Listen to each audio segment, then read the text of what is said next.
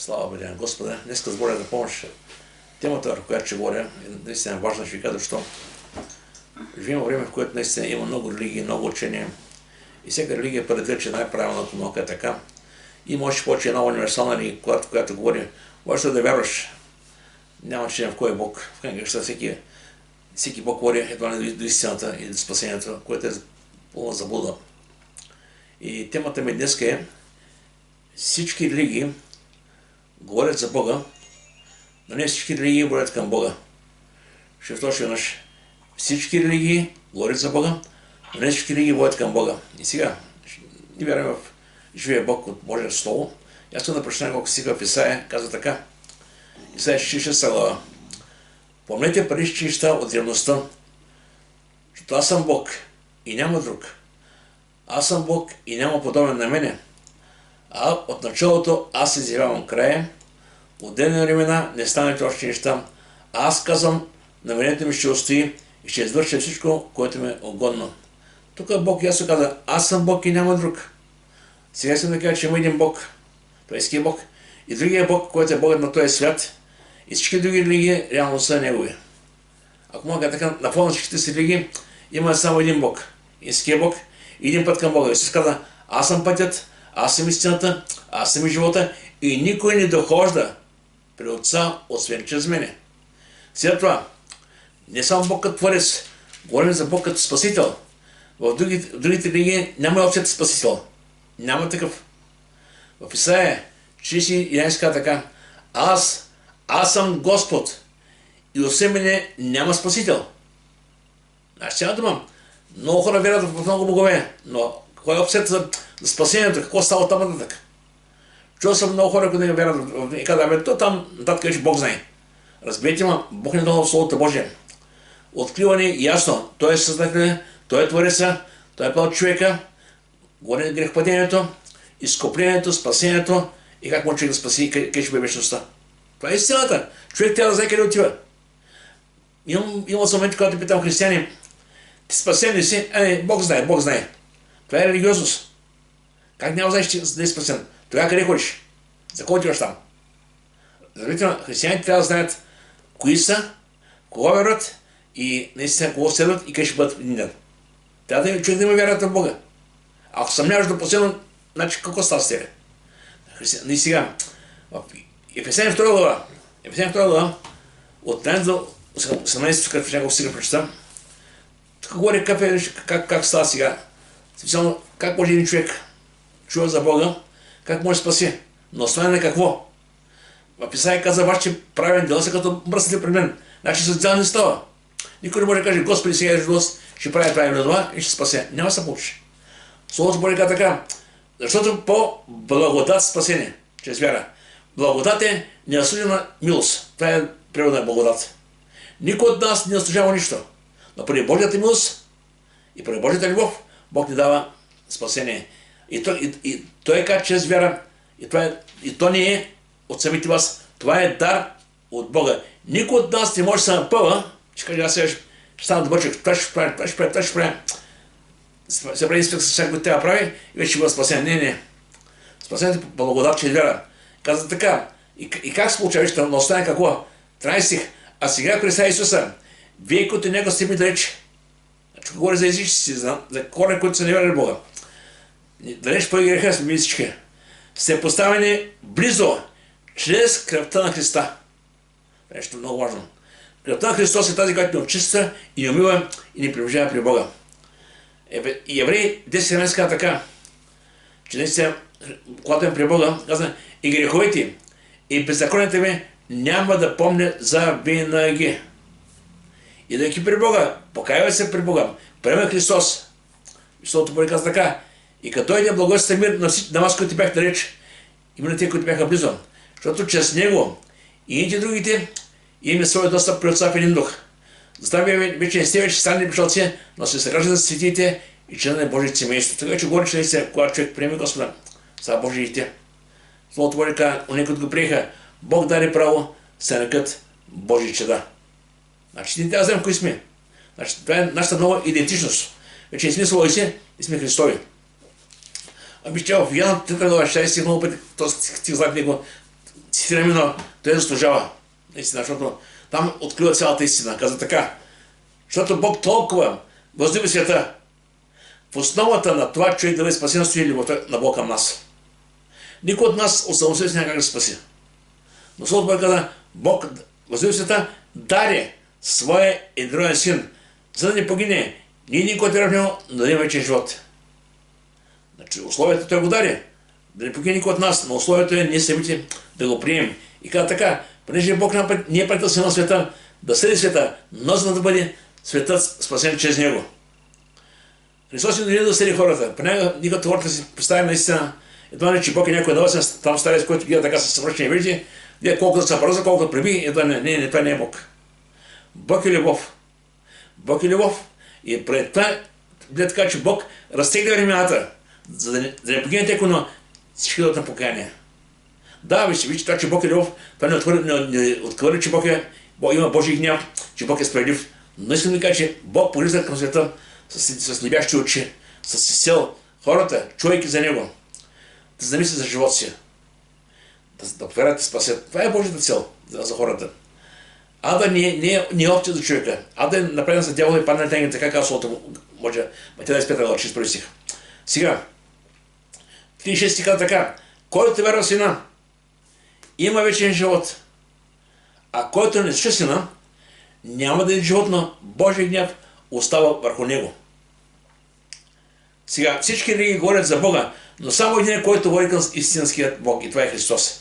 Исаия 45:20 казва така: към мене погледнете и спасявайте всички земни краища.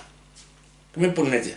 Значи опцията за всеки един човек, дали е Америка, дали е в Австралия, дали е в Япония, дали е в България, дали е в Африка, няма никакво значение. Погледа трябва да бъде отправен към кръста и към Христос. И когато отправен към кръста с вяра, оттам ще е спасението. Няма да спасение. Няма да спасител. Сега, в Йоанна 4 глава, когато това е разговор между Исус и самарянката, тук когато Исус се разкрие наистина, че Бог е дух и трябва да говори в раб текст, и те каза така, каза му жената, знае, че ще дойде Месия, който се нарича Христос. Тя изказваше своето знание като религиозна жена. Макар че беше религиозна, живееше в грях, имаше питима. И каза така, той гадойше не всичко, а тя имаше знание, че той е Христос. Исус кой каза? Каза Исус, аз, който разгледам с тебе, съм Месията. Тук ясно ви каза, аз съм този, за който се говори писанията. И вижте, винаги когато човек търси Бога, винаги Бог му се разкрива. Бог не се киротинко, разберете ме. Амос 5:6 казва така, потърсете Господа и ще живеете. А Еремия 29:13 казва как става това. И ще ме потърсите. И ще ме намерите, когато те потърсите с цялото сърце. А по-късно самия Петър в Деяния 4 глава 12 стих, когато наистина, знаете, началото, когато Бог изяде духа си, тогава обаче така наистина много чудеса знамения. Имаше тук един човек, който беше куц от рождение, пред храма, Бог го изцели и тогава питаха Петър, чрез кого са тези знамения чудеса? И тогава Петър каза така, и чрез никой друг няма спасение, защото няма път не имате друго име, да не ме човеци, чрез където я спасем. Няма друго име. Или няма друга възможност, няма друга опция. Значи това е само чрез Христос. И сега, още повече, в Римляни 10 страници апостол Павел каза така, защото всеки, който призове името Господне, ще спаси. Всеки. Но някой ще каже, наистина, да, разбира се, всеки. Въпросът е човек да осъзнае своето реално състояние, че има нужда от Спасител, че може да се покая, че има нужда да приеме Христос и да живее вечен живот. Много хора задоволяват живота, който е на тази земя. Алфа и Омега, началото и края. Обаче това не е всичко, разберете ме. Били така, че има начало, има и край за този свят. Въпросът е, че когато света свърши, има нещо много повече. Вечността. И не се човек трябва да бъде готов за тези неща, да ги разбирам. В другите религии няма спасение, няма спасител. Спасението е само чрез Христос. Сега искам да продължа малко в тази тема, само да не е ясно, защото ще ви кажа, че понякога смесват са ритуали, традиции, обичаи и вяра в Бога. Има една голяма смесица. Ще ви кажа защо. 92-та година, значи това е долу пред 30 години, в реалността си за Бога, аз работех музикант тогава вечерта и навсякъде говорих за вярата си в Бога, обичах да говоря на хората. И паднах в една механа. И така стана дума за вярата. Аз говорих направи толкова там. Аз като съм вярвал, че казвам, аз как така не перяла, сълта не била, ден на мъртвите, викам, чакай. Аз се вярвам в друго. Не сме християни, каза бе. Има едно неразбиране, че едва християнството е правене на определени неща. Спазване на определени ритуали, традиции, и едва не това форма характер на човека християнин. Не, това е заблуда. Християнин става тогава, когато периш или не периш, или не падаш някакъв ден. Християнин човек става тогава, когато приеме Христос с покаяние, с вяра в молитва. Тогава става християнин. Други трябва ти пазиш ли, как живееш, ако мога как си бил при това няма никакво значение. Идеш при Бога така какъвто си. Покаяваш се, Бог те приема и започва новия живот в тебе. Така че, религията говори за Бога, но не дава живот. Има много религиозни хора, които ходят широкия път и за жалост ще погинат. Христос може да каза, не е всеки, който каза, Господи, ще влезе Божие царство, а който върши волята на Отца ми. Има разлика да говори за Бога. Исус каза, Лука 5:40 така, защо ме зовете Господи, а не върши това, което ти казвам. Значи има разлика само да много хора казват, Господи, аз не знаят къде сте. Вие, които търсите неправда. Така че там, където няма покаяние, няма прощение, няма живота с битва. Можех да търка стола на църквата много години. Но ако никой не се е покаял, ако никой не е съзнал, че има нужда да приеме Христос с покаяние да почне, той е така ще отиде в ада. Нищо ще ходи на църква. Казвам го прав текст. Няма ли покаяние, няма прощение, няма спасение, няма вечен живот. Това е реда. Сега, това, което моят апел към хората е, не бъди религиозен, а бъди вярваш в Бога. Не е важно колко много знаеш, важно е в кого вярваш. Има хора, които знаят много. В Коринтияни Словото Божие каза, знанието възгордява, а любовта назидава.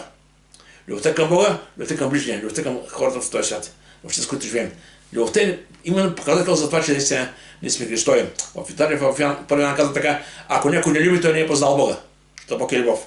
Сега, вярата в Господ Христос дава вечен живот. Вярата. Значи, ние не вярваме просто в нещо сляпо в нещо. Защото понякога ще знаете какво, отиваш на спирката и вярваш, че има автобус, защото някой идва автобус, в момента го няма, но вярваш, че дори.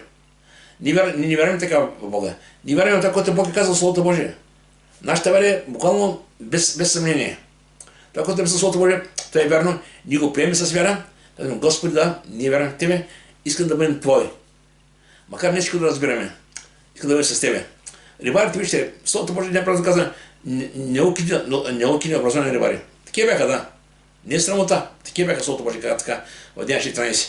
Обаче въпрос е, те познаха Господа, тръгнаха с Него и останаха с Него до край. Да, един имаше, който се върна, който наистина се греши, Юда Искариотски. Това се осъмни по и той наистина ми каза, че този, който вярва в Господа, той остава с Него до край. И сега, първо на 5 глава, Йоан казва така, и свидетелство е това, че Бог ти е дал вечен живот и че този живот е в Сина Му. Който има Сина, има този живот. Който няма Божия Син, няма този живот. Виждаме, че в двата стиха общо е Божия Син. Сега, какво значи това? Някой, като каже, аз вярвам в Бога, в кой Бог вярваш? Вярвам в Бога, но кой Бог вярваш? Бог е много. Има един истинския Бог. Има толкова много фалшиви. Кой Бог вярваш ти? Значи истинския Бог, този, който върви към истина, това е само Господ Исус Христос.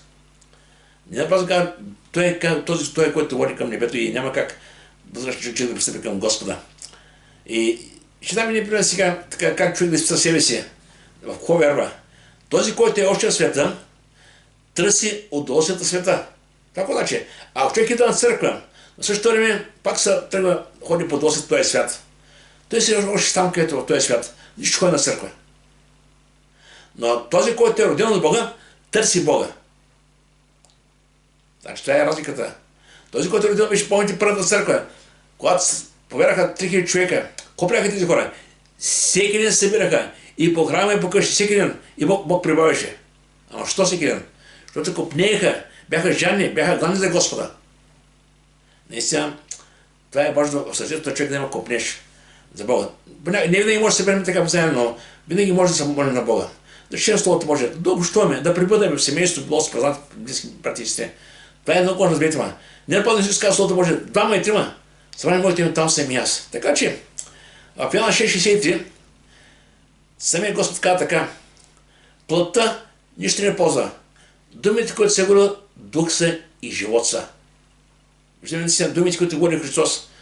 Няма по Словото Божие там, когато говореше на проповедта планината. Се чудиха на учението му, защото ги проповядаш като им, който има власт. Не е ритуали, не традиции, а вяра в живия Бог. И слава Богу на Господа. Сега, ритуалите, традициите, обичаите повдигат самочувствието на като народ. Ще кажа, защо? Ето, правят се кукери, какви не традиции, не сценарии, не ги знам всички неща. И всичко говориш, това е българщина християнско. Няма нищо общо с християнски неща. Нито Баба Марта, нито Дядо Мраз, нито всичките си религии и ритуали. Вземете и винаги на един куп служете. Нищо общо с вярата няма. Нищо общо. Но става така, че замества се истинската вяра в Бога с тези ритуали, традиции, обичаи. И като това е българщина, добре, и какво от това? Няма нищо общо с Бог, разберете ме. Макар да имат така примерна външност, някаква форма, някаква набожност, няма нищо общо, разберете ме. Сега, ще кажа защо, макар че не е много приятно да говорите нещо. Преди 90-та година, преди да на Бога, имах една певица в ресторанта, като работи. Тя беше православна християнка. Аз още не вярвам в Бога. И те каза така, на 25 декември беше, Рождествен стол, искаш да отидем целият став на църква да правим свеща. И отидем така в църквата, аз тогава не бях вярващ, целият състав отидем заедно с нея. Взема правим свеща, да правим там, минем под масата, имаше тя обикана в църквата и се чуекам, защо обиканем сега църквата 7 пъти. Защо обиканем? И после казаха там, ако тази свеща да оставиш в къщи, да кажеш от църквата в къщи да не изгасне, ще нас благословен цялата година. Ако изгасне, едва не губиш благословенията. И аз така си казах, добре, каква е тази вяра? Значи, моята благословен за годината зависи от тази свещ. Дали ще изгасне, няма изгасне. И аз как това... Аз не вярвам такова нещо. И мина вече година и по-късно, когато благата ви се вяра в Господа, разбрах, че това е някакъв ритуал. Но ритуал, който се обезмисля с вярата в Господа. Защото моята благословение не зависи от свещта, нито от иконата, нито от някой друг. Моята благословение зависи от моето взаимоотношение с Бога. Гледа така, че Яков 1:17, всеки съвършен дар идва от Отца си клиенти. Всяко дадено добро идва от там. Така че, без значение на тази земя, какво правиш и какво не правиш като ритуали, като традиция, няма никакво значение сега. Въпросът е наистина, къде е границата между истинско християнство и набожни човеци. Има разлика, вижте сега. Има хора, които са много набожни. Ти кажеш, бай Иван, той е много набожен, остави. Защо е много набожен? Той е много вярваш. Добре. Как да видиш кой колко вярваш? Откъде да знаете колко вярваш? Но той е пазил еди си празници, пазил еди си дни, правил това, отново не го знаем, той е много набожен човек.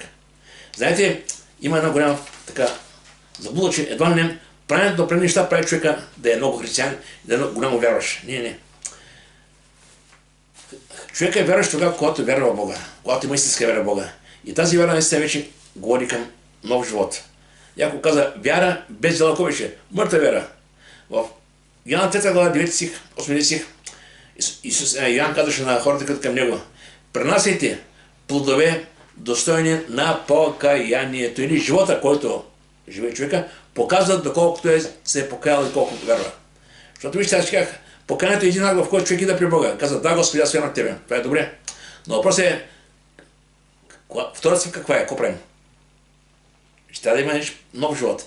Четем Словото Божие, прибъдеме с Бога, с братя и сестри, общуваме, полека стъпка в стъпка вече наистина започнем нов живот. Вече нещата в този свят толкова не вълнуват. Вълнувам да вършим нещата така, че да бъдат огонни пред Господа.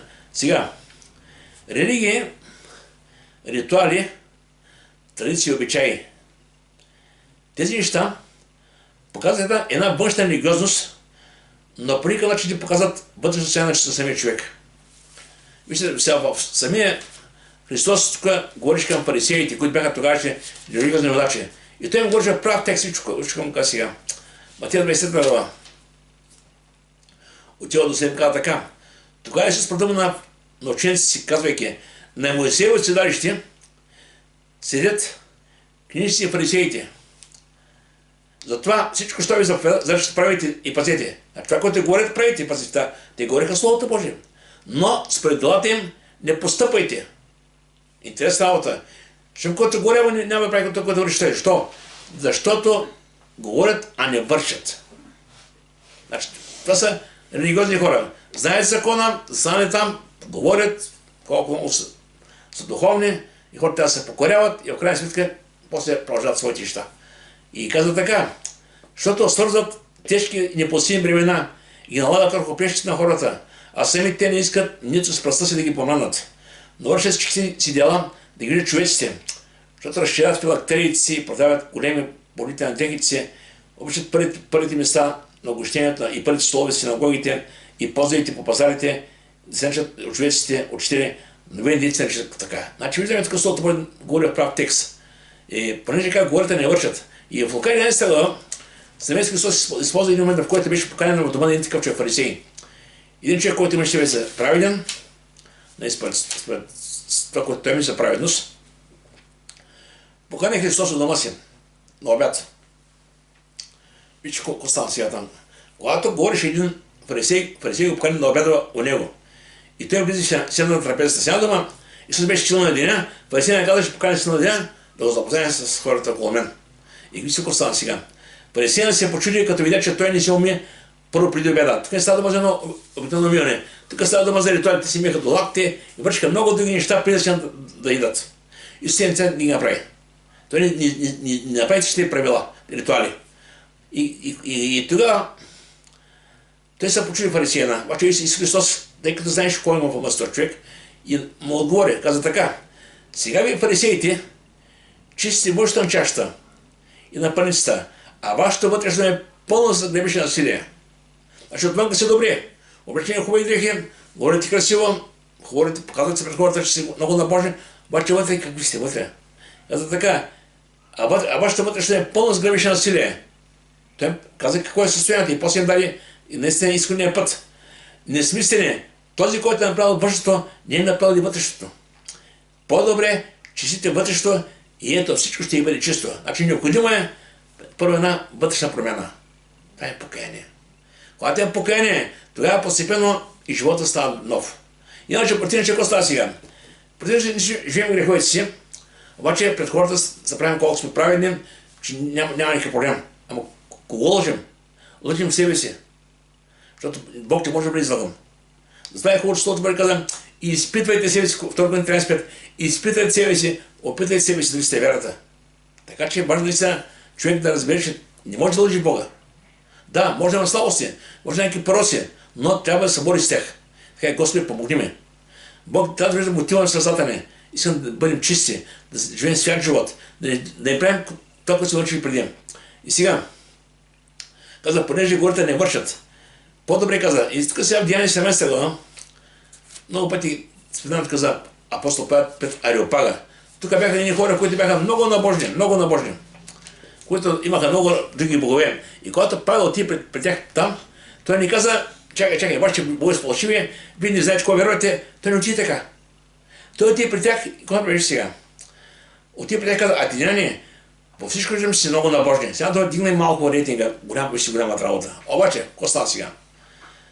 Обаче, когато видях предметите, които се покланяте, видях една табела на непознатия Бог. Сега думам, искам да говоря за този, който ви не познавате. Искам да запозная с него. И тук в няколко стиха апостол Павел изказа своите аргументи за Бога, в който вярва. Вижте колко, в 3 стиха, колко много неща казва. Бог, който е направил света и всичко, що е в него.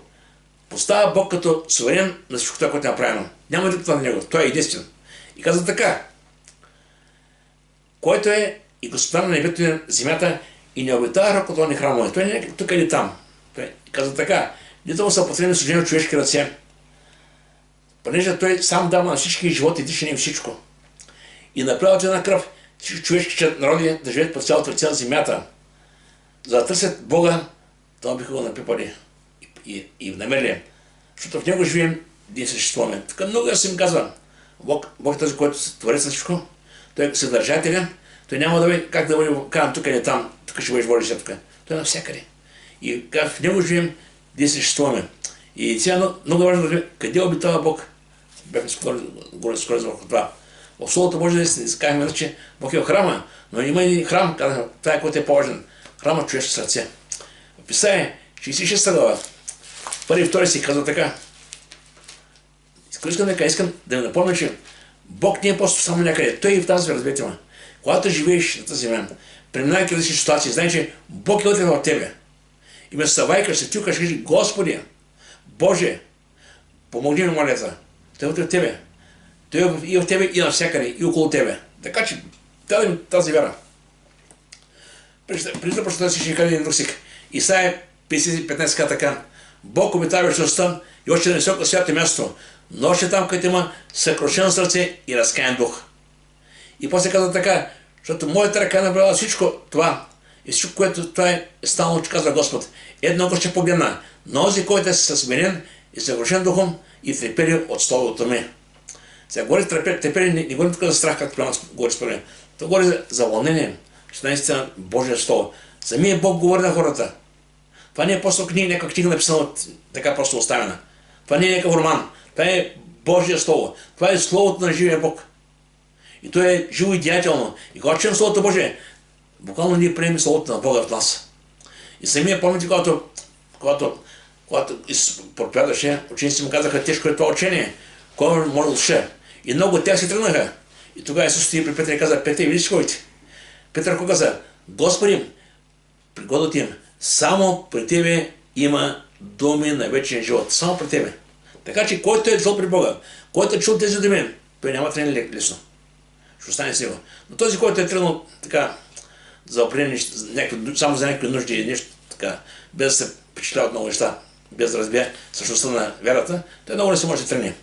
Сега, помните в Лука 17 глава, от 9 до 14, когато двама човека влязаха в храма. Няма да ще цялата история. Фарисеяна и бедника.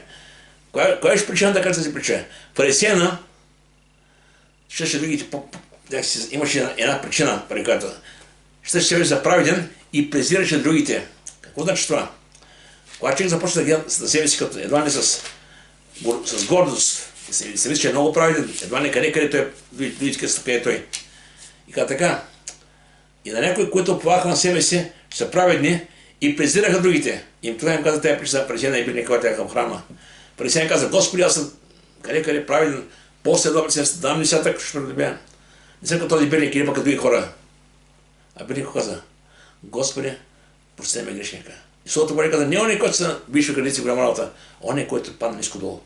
Така че е важно наистина да имаме с правилна мотив пред Бога. Идем при Бога като грешници, търсим от Бог милост. Никой от нас не може да каже, Боже, съм съвършен. Идем при Бога, покаяваме се и Бог ни прави Божи деца, това е истината. Спасението.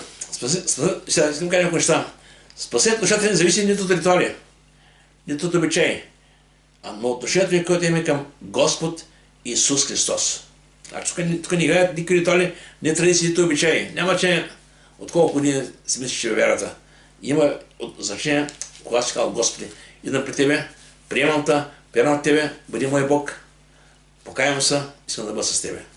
Това е значение. Когато човек дойде с огнени думи пред Господа, Бог една го приема и Словото Божие казва, че греховете и беззаконията няма да и вие сте вече мои деца. В Коринтите каза, вие вече не сте свои си. Това е наистина много уникално. В Тимотей казва така, в 1 Тимотей 2 глава, от 4-6 казва така, който иска с човек си да силното познава на истината, защото има само един Бог, един ходатай между Бог и човека, човек Христос, който като своено свидетелство за това даде себе си откуп за всички. Когато става дума за спасението е направено за всички. Исус даде себе за всички. И Бог заповяда на всичко, на всяка се покаят. Деяния 17 Словото Божие казва така. Бог прочее, без да даде бележка за времето на невежество, заповядва на всичко, на всяка се покаят. И сега се накарам някои неща, които така накратко. Какво случва с човека, който приеме Исус Христос е спасител? Примерно, някой ще каже, добре, идам при Бога, приемам, какво става с мене? Какво става? Реално с мен, какво става сега? Нали, пастора горе, но аз искам да ме уверям за това, в Словото Божие. Сега ще каза за 5 неща, които искам да така, вярвам, че ще бъде добре за да ги вземем. Първо, Бог ни новоражда. Самото новорождение, какво значи? Нов живот. Не към в лъж, не съм чрез стара дека, добрична одреха. Не горе за нов човек, нов човек. И то става именно от Бога. В Яков, ще прочитам какво си сега, в Яков 1.18 казва така. Яков 1.18. Как става това новорождение? То не става от човека, виж, защото казва така. От собствената си воля е родил, че словото на истината. Словото на истината е Божие слово. Идем при Бога, покаем се и Бог ида чрез Святи Дух, че словото и не новоражда, прави нас ново създание. Дали в Коринтияни 5.17 казва така, ако не е Христа, той е ново създание, с малко ще разберем нещо. Сега, чрез новорождението на истината е, в този начин всъщност ти заявяваш, че искаш да бъдеш с него, той идва и ставаш негов син, негов дъщеря. И казва така, Петър в послание казва така, тъй като се възродихте не от тленно семе, а от нетленно, чрез Божие Слово, което живее трябва до века. Възродихте. Значи живота наистина идва вече нови живот чрез Божие Слово и чрез Святия Божи Дух. Помните, когато в Яна 3 глава, когато Никодим дойде при Христос и му казва, учителю, това, което вършиш ти, човек не може да го учи, ако Бог не с него. И тогава наистина той чакаше някой отговор от Христос. Значи Ишко му казва Исус. Истинен си казвам, ако не седи някой отгоре, не може да види Божие царство отгоре. И тогава никой не каза, как може да човек да влезе в отробата на майка си, роди отново. Той си почуваш, как може човек да влезе в майка си в отробата. И тогава си му казвам, истина ти казвам, ако не се някой роди от вода и дух, не може да влезе в Божие царство. Вода и дух, водата е природност на Божие Слово. Има две места, които е Ефесяни 5, 6 3-5, там казват, има, че Словото Божие сме новородени. Въпросът е тук, че Словото Божие и Свети Дух идват и правят новорождението нас. Сега друго, което е важно, ново създание. Значи, преди вътре в нас наистина били обикновени хора. Живее си според стандартите на този свят. Това е било всичко това, което е движало в нас. И когато дойде при Бога, прави в нас ново създание, новораждане. Във 2 Коринтияни 5.17 така. Ако е някой в Христос, той е ново създание, старото премина, ето всичко стана ново. Галатяни, 6 глава. Галатяни, извиняйте, само ще се така. Галатяни, 6 глава, 5 си казва така. 15. Защото нито образването е нещо, нито не образването, а ново създание. Сега дума, ритуалите не могат да правят ново създание в тебе. Ново създание прави Бог. И това става в самия човек. И другото, което е важно, вижте, ние ставаме Божии деца. Това е нещо уникално. Как ставаш Божии деца? Да, великият Бог, създател на небето и земята, идва и не осиновява. И каза, ви си сънаследници Христа. Това е нещо съвсем уникално, няма как да го разберем. Бог ти дава вечен живот. Бог те прави сънаследник с Христос. Поверявате небето. И наистина тук някой човек как става това? Това става, когато приемем Бога. И каза така, вижте каква любов е дал нам Отец. Да речем Божи, че дам. И такива сме. Затова святът не познава нас, защото нека не го познава. Представете си, ако още не вярваш, ще кажеш, аз съм Божий дете. Той ще каже, ти си добре. Ма аз съм наследник на царството. Ти си добре. Аз съм Божий син. Не си добре. Няма как света да разбере това, което е Божие, разберете му. И казва така, не може да познава нас, защото него не познава. Ако ти не вярват в Бога, как да вярват в това, че си Божие дете? Казват, възлюбени, сега сме Божии чеда. Още не е стално явно, ако ще бъдем, но знаем, че когато стане явно, ще бъдем подобни на Немо, защото ще видим както е. Не е уникално това. Ще бъдем подобни на Бога в Божието присъствие. Това е за вечността. И това става наистина нещо само от Бога, разбира се. Друго, което е важно, четвърто нещо. Бог ни запечатва със Святия Дух. Запечатва. Сега дума, крайите са мои. И това е нещо. В 1 Коринтияни 3.16 казва така. И в Коринтияни на два пъти напомня, че сте са храм на Бога. И казва така. Не знаете, че сте храм на Бога и че Божия Дух живее във вас. Божия Дух живее в нас. И в Ефесяни 1.13 казва така. Отново това. И после задаваме един въпрос. Как се чувстваш, Аджиба? Как се чувстваш след в нас? Това е един въпрос към всеки от нас. И всеки може да говори лично на себе си. Как се чувства Светия Дух в нас? Дали му е удобно? Дали му е приятно? Дали се допитаме до него? Дали се чувства комфортно? Ще кажа защо. Когато и вие, когато чухте словото на истината, си българите на ваше спасение, когато повярвахте, бяхте запечатани с обещание на Светия Дух, който е залог за нашето наследство. Сега, аз съм друго, ще го кажа. Много пъти живота си хората отидат някъде, било на екскурсия, било на лагер, било на гости. Има моменти, когато отиваш някъде ти е приятно, толкова ти е приятно и хубаво кажеш, тук мога да изкарам 100 години, без да мърдам. Отиваш някъде, закуска, спомнят хубаво, въобще приятно време, приятни хора, всичко е хубаво. И сега ще искам мога да живея цяла вечност. И това е едната опция. Другата опция каква е? Отиваш някъде, където нищо ще е наред. Нито хората са хубави, нито са приели като хората, нито атмосферата е хубава, нито времето е хубаво. И бързаш колко време да ще имам тези определени часове и дни, които имаш там, да ми да се махна оттам, да се върна. Въпросът е как се съществува духа в нас. Дали му е приятно, дали му е комфортно или бързо да се отиде. Това зависи от нас. Ние предразполагаме духа как да живее в нас, разберете ме, ако сме човеци.